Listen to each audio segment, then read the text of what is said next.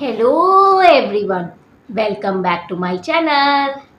आज मैं आपको ये बताना चाहूँगी इस वीडियो में कि आपने हमारे वो तो व्लॉग्स देख ही लिए हैं, नोएडा के व्लॉग, दिल्ली के व्लॉग, बट वो ट्रैवलिंग व्लॉग बाद में बना था। मेन रीज़न नोएडा जाने का ये था कि इस साल मैंने रोडीज़ का ऑडिशन दिया था नोएडा से। मतलब दिल्ली सिटी बोली जाती है लेकिन नोएडा में इंडोर स्टेडियम में इस बार रखा गया था ऑडिशन। एंड मेरा फर्स्ट टाइम ऑडिशन था। मैं आज अपने ऑडिशन के एक्सपीरियंस को इस वीडियो में बताऊंगी। मैं एक दिन पहले पहुंच गई थी नोएडा में, ठीक है। रोडीज के ऑडिशन के लिए मैं बहुत एक्साइटेड थी। मैं पिछले एक साल से रोडीज के ऑडिशन की तैयारी कर रही थी, जनवरी से तैयारी कर रही थी मैं 2024 से। एंड मैं पिछले साल ये अप्रैल मई में शूट हुआ था, अप्रैल मई जून में, और जुलाई से ऑन एयर हुआ था। मुझे उम्मीद थी कि इस साल भी अप्रैल मई में ऑडिशन होंगे, बट ऑडिशन की डेट आ ही नहीं रही थी and I was completely waiting कि अब कब आएगा, और आ ही नहीं रहा था, है ना। तो बहुत ज़्यादा एक्साइटमेंट के साथ साथ वो चीज़ फ्रस्ट्रेशन में बदलती जा रही थी कि ऑडिशन की डेट ही नहीं आ रही है। लेकिन फिर फाइनली 13 अक्टूबर को दिल्ली में अनाउंस हुआ ऑडिशन दिल्ली के लिए। एंड एक चीज़ मुझे ये ख़राब लगती है कि सिर्फ 4 सिटी में ऑडिशन रखते हैं, दिल्ली, चंडीगढ़ और पुणे। ये 3 तो कंपलसरी होते ही होते हैं। जो एक सिटी चेंज होती रहती है, वो इस साल हैदराबाद में रखी थी। तो वो चीज़ मुझे बहुत लगती है कि हर एक स्टेट के किसी एक कैपिटल में चाहे तो रख लो या किसी एक सिटी में रख लो। लखनऊ में यूपी में हो जाता, इधर कोलकाता में होता, और बाकी मध्य प्रदेश में किसी जगह पे होता, तो इस टाइप से भीड़ थोड़ी कम हो और सबसे पास जाने का मौका मिले, इंसान को ईजिली ट्रैवल करके पहुंचने का मौका मिले ऑडिशन की डेट में। ये एक तो ये मुझे रोडीज़ की कमी लगती है कि हर स्टेट में नहीं करते हैं ये लोग, है ना। सो हम लोग नोएडा एक दिन पहले पहुंच गए थे एंड सुबह से लाइन में मैं लग गई थी। 5:30 बजे से सुबह लाइन में लग गई थी। करीब 10,000 लोग आए थे ऑडिशन देने के लिए। गर्ल्स थोड़ी कम थी लेकिन बॉयज़ में बहुत ज़्यादा लोग आए थे। गर्ल्स भी मतलब 10 बजे तक, 9 बजे तक काफ़ी हो गई थी। सो मैं लाइन में लग गई थी।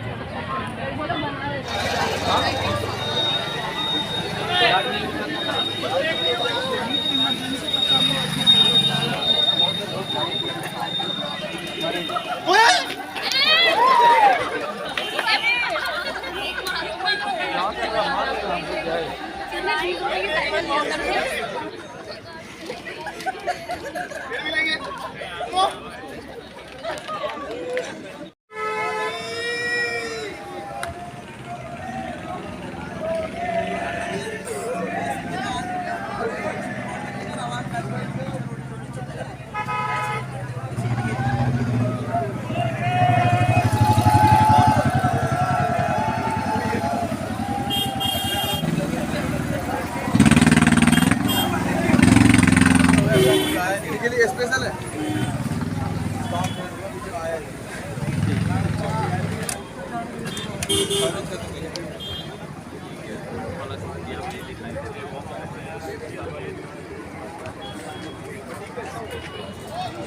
एंड धक्का मुक्की जैसे गेट खुलते हैं इतना होता है। पोस्टर्स जो होते हैं वो तोड़ फोड़ देते हैं, गिरा देते हैं। उसी के ऊपर से रणविजय सर के ऊपर से ही लोग चल रहे हैं, तो और प्रिंस के ऊपर से लोग पैर रख के चल रहे हैं जिनका शो उन्हें करना है। तो ये चीज़ मुझे बहुत ही ज़्यादा ख़राब लग रही थी। लेकिन सब लोग बस सबको ये था कि जल्द से जल्द हमें पहुंचना है। एंड बजरंगबली की जय। जय श्री राम। एंड एकदम ठुस ठुस के सब लोग लाइन में थे, बिल्कुल सांस लेने तक की दिक्कत।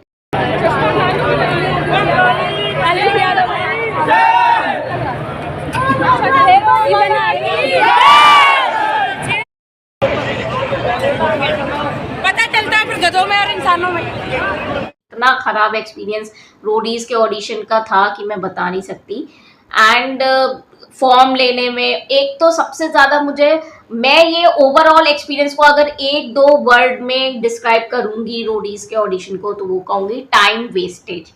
Fully completely time wastage. मतलब आप जब आप देखते हो, जानते हो कि 10,000 के आसपास लोग आ रहे हैं, तो आप जल्दी से क्यों नहीं ऑडिशन स्टार्ट करते हो। सबसे पहले उन्होंने गेट ही 9 बजे खोला, ठीक है। फिर 9 बजे के गेट खुलने के बाद में फॉर्म मिलने में हमें करीब 1 घंटा लग गया। लाइन में लगे उसी में धक्का मुक्की में लाइन में अंदर चलते जा रहे हैं। और फालतू की शोशाबाजी ज़्यादा है, शॉर्ट्स लिए पड़े हैं, रोडीज चिल्लाओ, दिमाग खराब करना और कुछ नहीं। शोशाबाजी, शो ऑफ करना कि बहुत बड़ा शो है Roadies and all that. And वो कहते हैं ना, जब ऑडिशन हो जाता है तो उसको मैं ये डिस्क्राइब करूँगी कि नाम बड़े और दर्शन छोटे। एंड क्योंकि सिर्फ टाइम वेस्टेज के अलावा और कुछ नहीं हुआ। 10 बजे हमको फॉर्म मिल गया, फिर हमको ये कह दिया गया कि आपको सिर्फ अपना आधार कार्ड और फ़ोन के अलावा आप अंदर कुछ नहीं लेके जा सकते। तो इंसान भूखा प्यासा है, उससे उन्हें कोई मतलब नहीं है। अंदर आप पैसे लेके जा सकते हो, तो वहीं पे पैटीज़ वगैरह और हॉट डॉग वगैरह ये सब मिल रहा था, पानी की बोतलें मिल रही थी। आप वहाँ पे पैसे खर्च करिए, पर आप अपना नहीं लेके आ सकते। एक तो ये बहुत ख़राब चीज़ लगी कि अपना खाना और पानी हम क्यों नहीं कर सकते। ये बहुत गलत चीज़ है। सुबह से 5 बजे से लोग लगे, और कुछ लोग तो एक रात पहले ही आके लग जाते हैं लाइन में, बॉयज़ में लग गए थे। तो ये चीज़ एंड एक चीज़ मुझे और ख़राब लगी कि लड़कियां जब थोड़ा बॉयज़ के कंपैरिजन में कम थी, तो स्टार्ट ऑडिशन का लड़कियों से थोड़ा करना चाहिए था। एंड उनको पहले फॉर्म्स मिलने चाहिए थे। लड़कियां सोफिस्टिकेटेड वे में आगे बढ़ रही थी, धक्का मुक्की बहुत ना के बराबर थी। और मतलब सोफिस्टिकेटेड वे में फॉर्म लेना, सारी फॉर्मेलिटीज़ करना वो कर रही थी लड़कियां। लेकिन बॉयज़ ऐसे पागलों की तरह एक दूसरे को धक्का दिए पड़े हैं और गिराने पे लगे हुए हैं कि बस हमें किसी तरह कुछ मिल जाए फॉर्म। और मॉडरेटर्स वगैरह और जो वो असिस्टेंट थे, जो गार्ड्स वगैरह थे, जो कंट्रोल करने के लिए रखे गए थे, उनसे भीड़ कंट्रोल नहीं हो रही थी बिल्कुल भी। 10,000 लोगों को कंट्रोल करना बहुत मुश्किल होता है। तो वो लोग का दिमाग बहुत ख़राब हो रहा था, और वो हमारा दिमाग बहुत ख़राब कर रहे थे। अब हम लोग 10 बजे फॉर्म लेके ऑडिटोरियम में बैठते जा रहे थे और अपना फॉर्म भरते जा रहे थे। तो अब क्या था कि फॉर्म आपके ऊपर है, आप कितना टाइम लगाते हो, कैसे सोच के लगाते हो, कैसे प्रिपेयर करके आए हो, उसके बेसिस पे आप फॉर्म भरते हो। तो मैंने करीब ऐसी आधे घंटे के अंदर ही फॉर्म भर लिया था अपना। और बाकी कुछ लोग पेन ही नहीं लेके आए हैं। भाई अपनी तो तैयारी करके आया करो, पेन दूसरों से मांग रहे हैं। ये चीज़ें इतना ख़राब लगती हैं कि अपनी खुद की कोई तैयारी ही नहीं करके आए हो। और फिर मतलब अब हम लोग 10 बजे 10:30 से मान लो फॉर्म भर के बैठे हुए हैं और वो लोग बॉयज़ को उन्होंने पहले अंदर कर दिया। ये चीज़ उनकी सबसे बड़ी गलती थी। लड़कियों को जितनी जल्दी हो सके उनका ऑडिशन लेके भेजो, लड़कियों के लिए ज़्यादा दिक्कत होती है, पर ऐसा नहीं। तो हमारा करीब 12 बजे के बाद लड़कों का ऑडिशन स्टार्ट हुआ, ठीक है। और हम लोग मतलब वही नंबर हम लोग को मिल गया था अपना, तो वो अनाउंस कर रहे थे और हम लोग बस बैठे हुए थे फालतू में। एक दूसरे से गप्पे शप्पे लड़ाओ या फिर बैठे रहो, बस दिन भर बैठे रहो।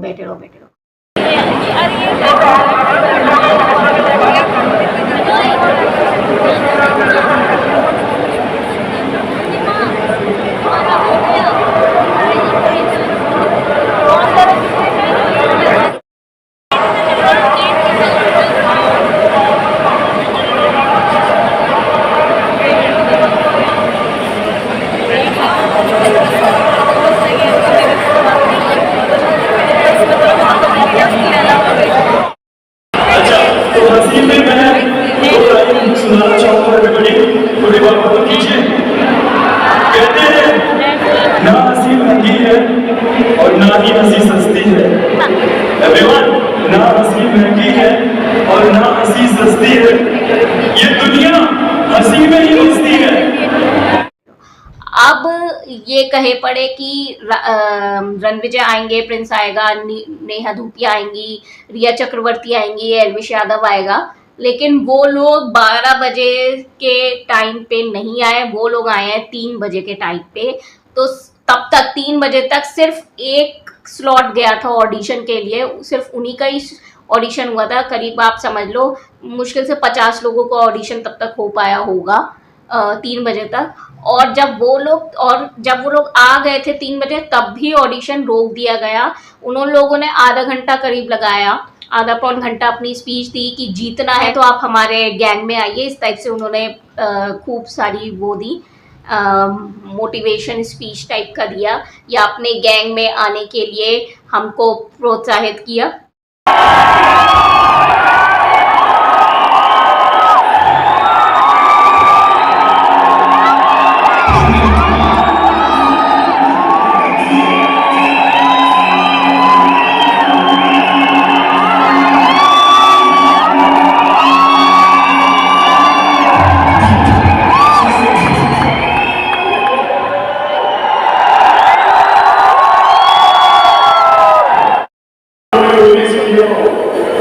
आप लोगों ने चुनने की तैयारी की है।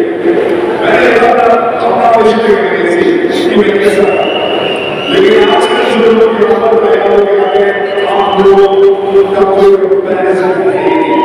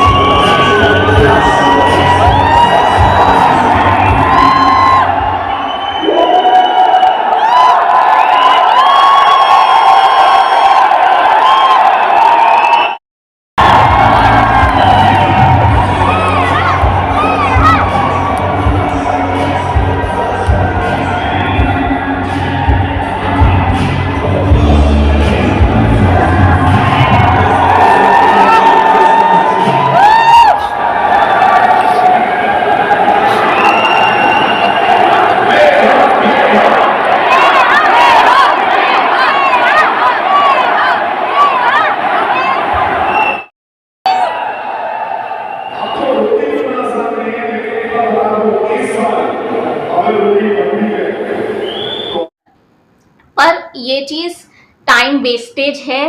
क्यों?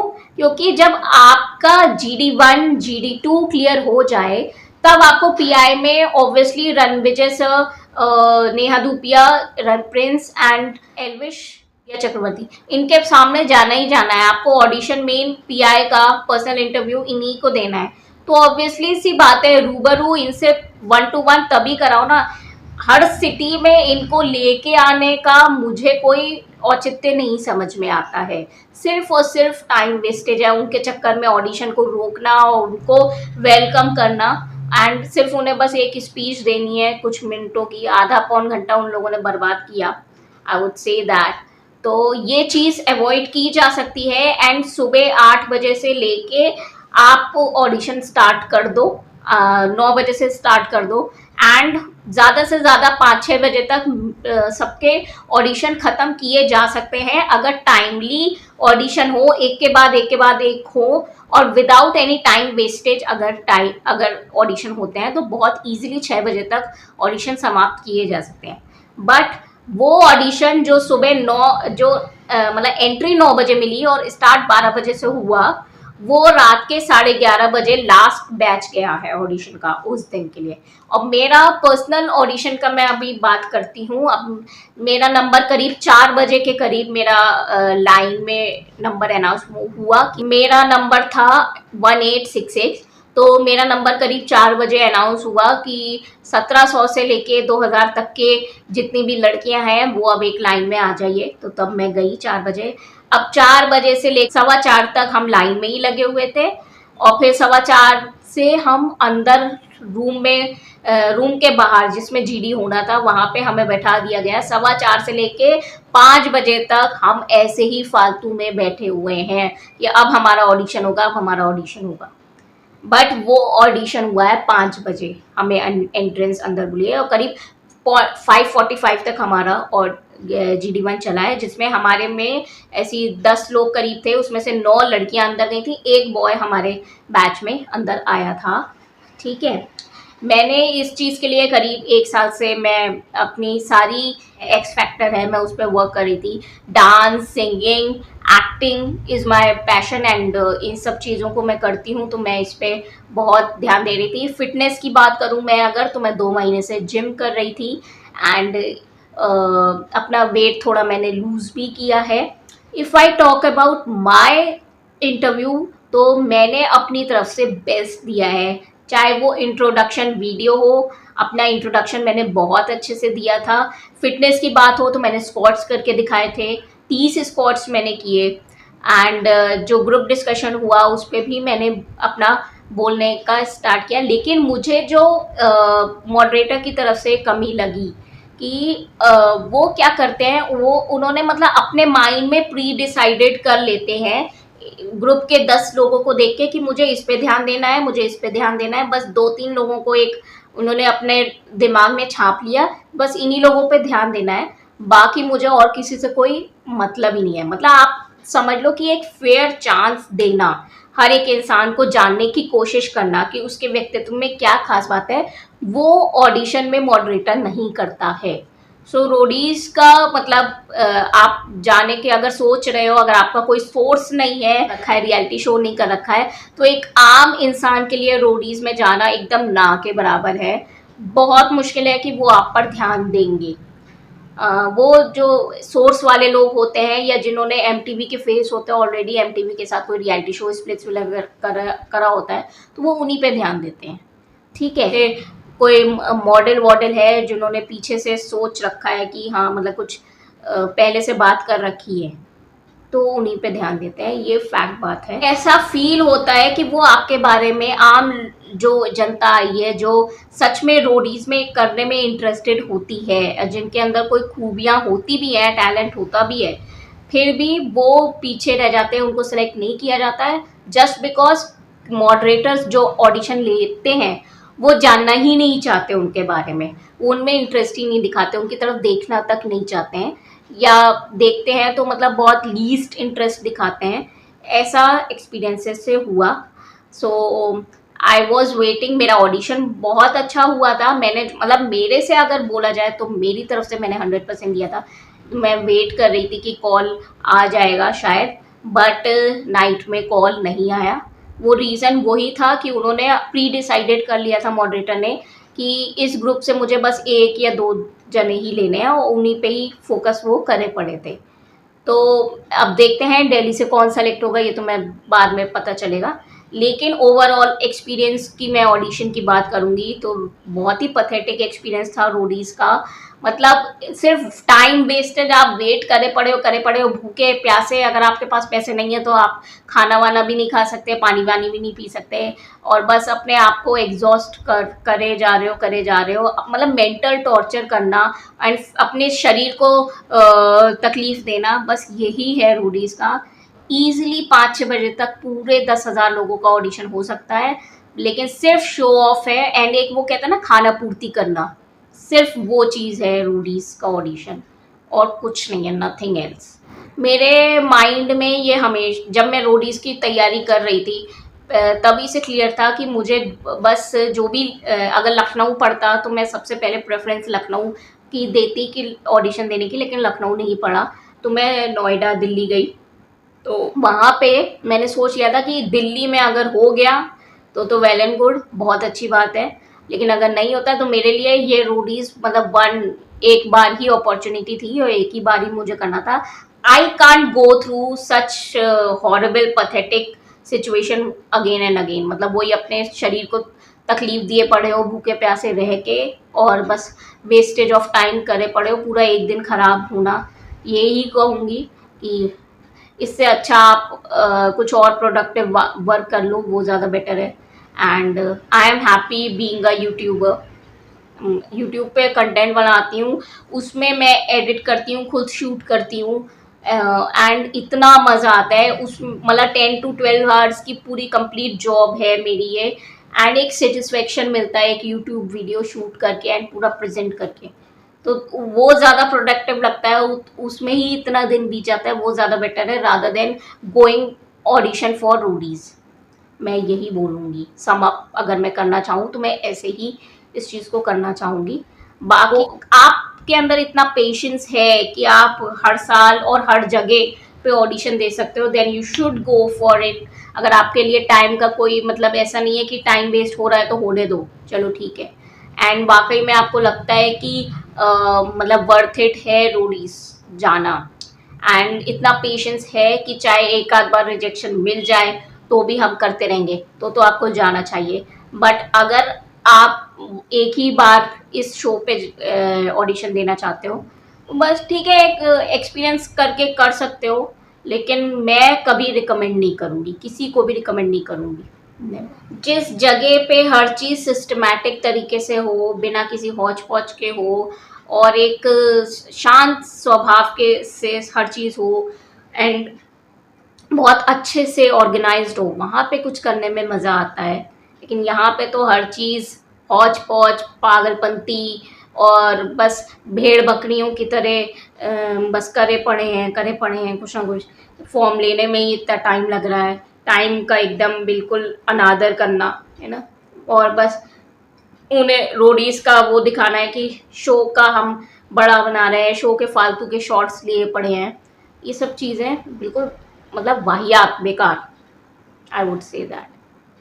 एंड इस बार के सच बात बोलूँ, जब गैंग लीडर्स देखे थे मैंने कि प्रिंस नरूला, नेहा धूपिया और रिया चक्रवर्ती एंड एलविश यादव, तो मन तो वहीं से ही आधा हो गया था कि भाई अब इतना मेहनत की है इसलिए एक बार चलो चली जाती हूँ ऑडिशन देने, लेकिन बिल्कुल मतलब इन लोगों की गैंग में आने का मन ही नहीं था। एक वो रिया चक्रवर्ती ड्रग्स लिए हुई लड़की, ठीक है, एंड जेल जा चुकी है, और वो एलविश यादव इतना घमंडी इंसान, एंड उसको वही सांप के केस में वो भी जेल जा चुका है। तो ऐसे लोगों को आप गैंग लीडर बना रहे हो कि मतलब जो ऑलरेडी गलत राह पे हैं, तो वो यूथ को क्या सही राह दिखाएंगे? ऐसे लोगों को गैंग लीडर फालतू में बनाए पड़े। मैं कभी भी रिया एंड एलविश को तो ऑब्वियसली गैंग लीडर के रूप में चुन ही नहीं सकती थी। एलविश यादव की यूट्यूब की कट्टर वो है फैन फॉलोइंग, तो वो उनके शो को देखने आएगी as a gang leader. Elvish Yadav को वो ऑडियंस लेके आएगा अपनी, सिर्फ टीआरपी का खेल है और कुछ नहीं है। और उन्हें यूथ बिगड़ रहा है, यूथ सही हो रहा है, उससे उन्हें कोई मतलब नहीं है रोडीज के मेकर्स को। I would personally say that कि चलो एक बार को आप टाइम वेस्ट कर भी रहे हो पूरा दिन ऑडिशन में किसी का और अपना भी, लेकिन मैं ये बोलूँगी कि कम से कम अच्छे से सबके ऊपर ध्यान देके, फोकस देके, ज़्यादा से ज़्यादा लोगों के बारे में निकालने की कोशिश करो कि उनके अंदर क्या टैलेंट है, क्या खूबी है, क्या वो शो को दे सकते हैं। ज़रूरी नहीं कि आपके जो चुनिंदा फेसेस हैं वो ही आपके शो को देंगे। कई बार दिखने, वो कहते हैं ना, हाथी के दांत दिखाने के और खाने के और होते हैं। तो कई बार इंसान ऊपरी खूबसूरत लग सकता है लेकिन पर्सनैलिटी वाइज आपके शो को कुछ नहीं दे सकता, तो ऐसा भी होता है। सो ज़रूरी नहीं कि आप उन्हीं लोगों पे फोकस करें। मैं ये कहूँगी हर एक इंसान को, चाहे तो आप ज़रूरी नहीं कि ग्रुप में लें, एक एक इंसान से पर्सनली बात कर सकते हो आप। पहले थोड़ी देर सबको ग्रुप में बात कर लिया, फिर पर्सनली भी बात कर सकते हो। ये चीज़ करनी चाहिए ऑडिशन में मॉडरेटर को, मैं ये बोलूँगी। यहाँ पे मुझे बहुत कमी लगी, एंड तब डिसाइड करना चाहिए कि किसको लेना है, किसको नहीं लेना है। एंड स्पेशली फॉर्म भी अच्छे से पढ़ो कि किसने क्या लिखा है। अगर आप लोग को कंट्रोवर्शियल कंटेस्टेंट चाहिए तो फॉर्म्स बहुत अच्छे से उनका रीड कीजिए। कंट्रोवर्सी हर एक इंसान के लाइफ में कुछ ना कुछ मिल सकती है, फिर बाद में उसके बाद उसके टैलेंट को पहचानिए, खूबियाँ। हमसे तो मतलब सिर्फ डिस्कशन, ग्रुप डिस्कशन कराया, स्पॉट्स भी मैंने खुद से ही किए, है ना, लेकिन उसके अलावा हमारे टैलेंट से रिलेटेड हमसे कुछ भी नहीं पूछा कि आपके अंदर क्या टैलेंट है, आप हमें कुछ शोकेस कीजिए। सो ये चीज़ उन्हें मॉडरेटर को करनी चाहिए थी। एंड में मैं यही कहना चाहूँगी कि अगर इतने लार्ज स्केल पे आप ऑडिशन करते हो तो इंडिविजुअल पे ध्यान दीजिए, बहुत अच्छे से फोकस करके ऑडिशन लिया करिए। ये वंस लाइफ टाइम अपॉर्चुनिटी होती है, ज़रूरी नहीं कि हर एक इंसान हर जगह पे जाए और हर साल जाए, रिजेक्ट हो रहा है उसके बाद भी जाए, किसी के लिए ये आखिरी अपॉर्चुनिटी भी हो सकती है। सो इस पे फोकस कीजिए एंड बेस्ट टैलेंट निकालने की कोशिश कीजिए, बेस्ट व्यक्तित्व निकालने की कोशिश कीजिए जो आपकी सोसाइटी के लिए कोई एक रोल मॉडल बन सके। ऐसा ऑडिशन लिया कीजिए, ऐसे इंसान को आगे बढ़ाया कीजिए। एंड टाइम पे अगर थोड़ा फोकस कर दिया जाए एंड कम वेस्ट किया जाए तो इस पे उन्हें बहुत ध्यान देने की ज़रूरत है। तो ये था मेरा आज का ब्लॉग, कैसा लगा आपको प्लीज़ कमेंट सेक्शन में मुझे बताइएगा। एंड अभी तक मेरा चैनल सब्सक्राइब नहीं किया है तो प्लीज़ सब्सक्राइब कर दीजिएगा, hit the bell icon for more updates. Thank you.